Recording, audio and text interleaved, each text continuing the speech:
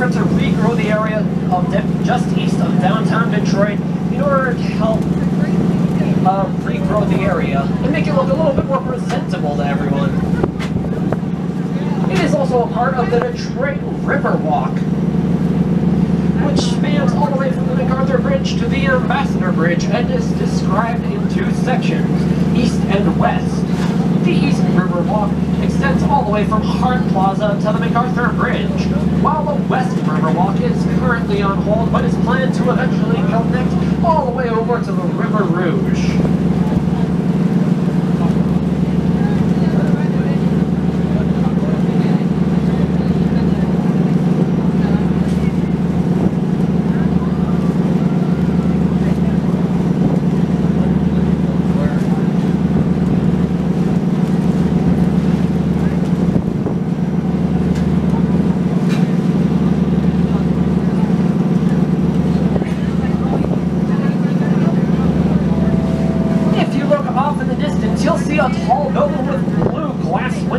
Large blue cube on top.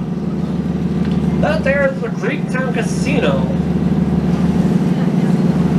So basically the story behind this building is that Mike Ilitch wanted to own a gambling casino, but as he was already owner of the Detroit Red Wings and the Detroit Tigers, he wasn't allowed to own a gambling casino, as there's only so much you're legally allowed to own without being a corporation. Because of this, instead he made the owner of the casino his wife, Mariah Ilitch. I guess if you can't do it yourself, might as well get your wife to. That over there was Rivard Plaza, also known as Cullen Plaza. It is a plaza that contains a small cafe known as the Riverwalk Cafe, as well as that there beautiful carousel you see before you. It is also the docking site of the Diamond Queen, sister to the aforementioned Diamond Bell we went by earlier.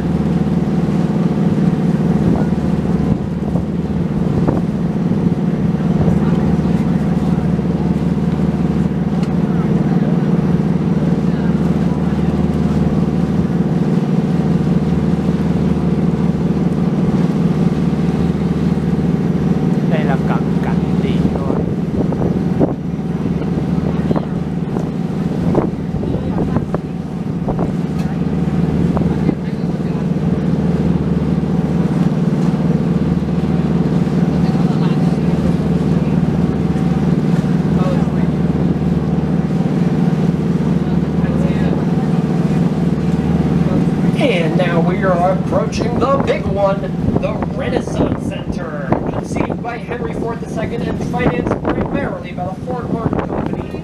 Construction started on the Renaissance Center in 1973 and was completed in 1977, with 5 towers followed later by 2 smaller towers. Construction of the building was commissioned by former Mayor Coleman Young, and in its first year, it generated over $1 billion in economic growth for downtown Detroit. The building is currently owned by General Motors, who bought the building for approximately $300 million in 1996. This was a good old steal of a price for GM, because now a building of this magnitude would have cost them $4 billion. The Central Tower holds the Marriott Hotel, which is the tallest skyscraper hotel in the Western Hemisphere and stands at over 80 stories tall. The top floors of the hotel once contained a restaurant that at one time rotated but does no longer. The newly constructed 5-story Winter Garden was added to the Renaissance Center after GM bought the complex. The Winter Garden provides access to the Detroit riverfront and contains many shops, restaurants, and a classic car collection. You'll see many different kinds of people riding many different types of vehicles right in front of the Renaissance Center Winter Garden, such as bikes, skateboards, and electric scooters. The electric scooters and bikes can be rented from various stations, and you can see some of the bike stations right over there.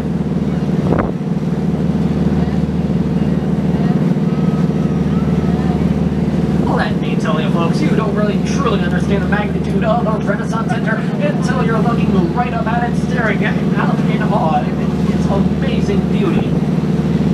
Of course, we all know how big the building is, as we can see it anywhere from Windsor, where you can see the skyline. Heck, I can even see it from my house all the way in the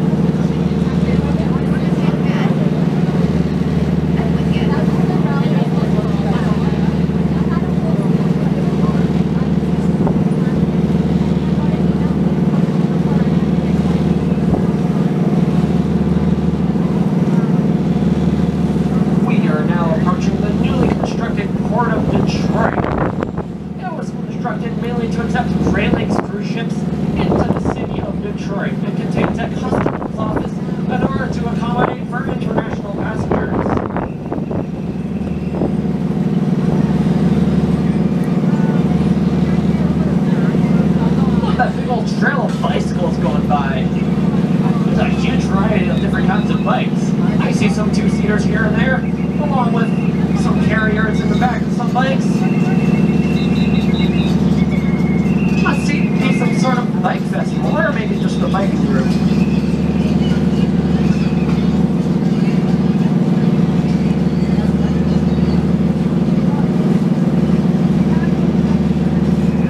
Right now we are approaching downtown Detroit, where you'll be able to get a great view of all the buildings that Detroit has to offer.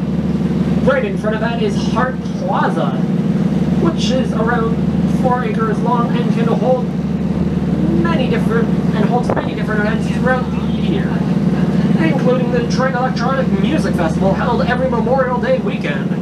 The sculpture looking over towards Windsor commemorates the Underground Railroad, and a corresponding sculpture in Windsor looks back towards Detroit. And now we're approaching the Detroit Princess, which we saw as we were talked over by Windsor. The Detroit Princess holds many different types of cruises, such as sightseeing cruises, party cruises, wedding cruises, among many more.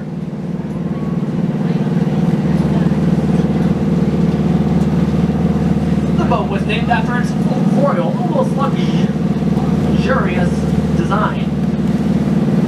As the name suggests, the Detroit Princess only serves Detroit.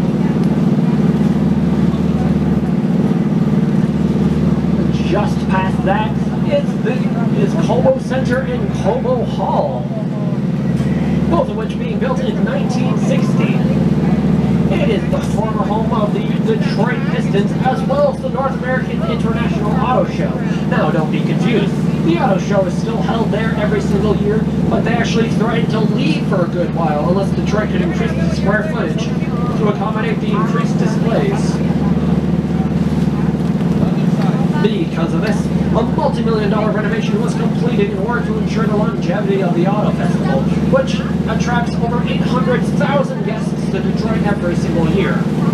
Beginning in 2020, the auto show is planned to take place in June rather than in January to provide a month-long automotive festival, beginning with the Detroit Grand Prix over on Belle Isle, following over to the auto festival as we know it over in Cobo Hall, then concluding with the nationally celebrated 4 fireworks right along the riverfront.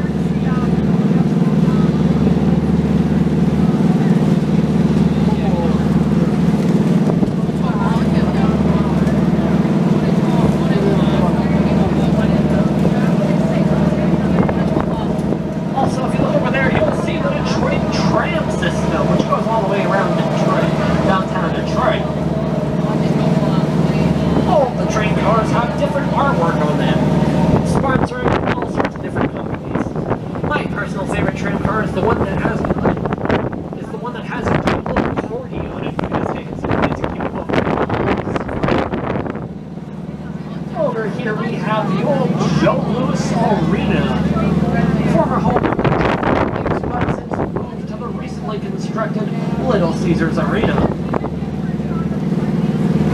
As you can probably tell by Detroit, the Joe Louis Arena is currently under demolition.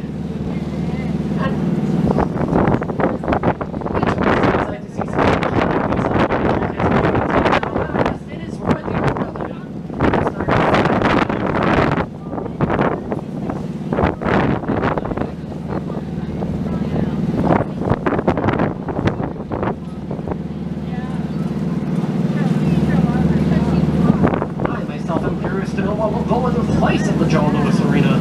What would be able to replace such an iconic building?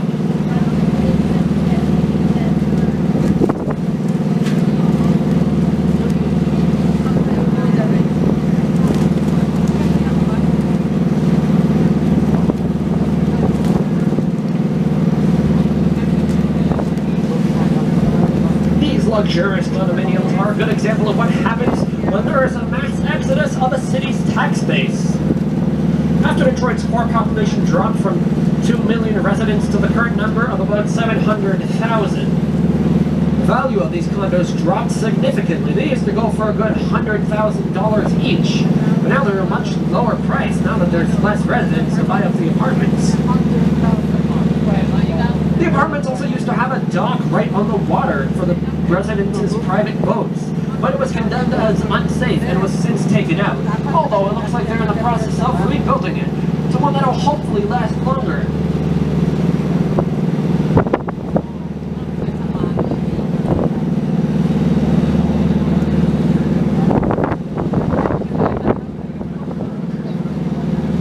Some notable residents on this here condominium included the mayor, Diddy, who now resides in the Peruvian mansion, because, of course, he is mayor, along with Aretha Franklin also owning one of these penthouses as well.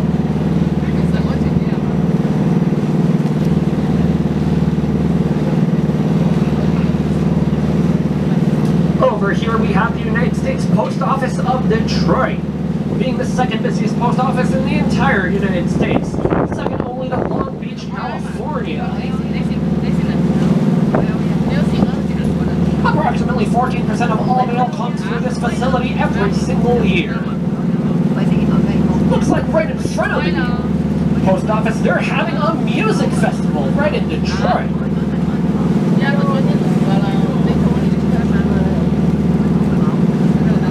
There are many different events often held in this field right here, such as the one you're seeing right now. I myself am just going to be quiet and see if I can hear any of the music.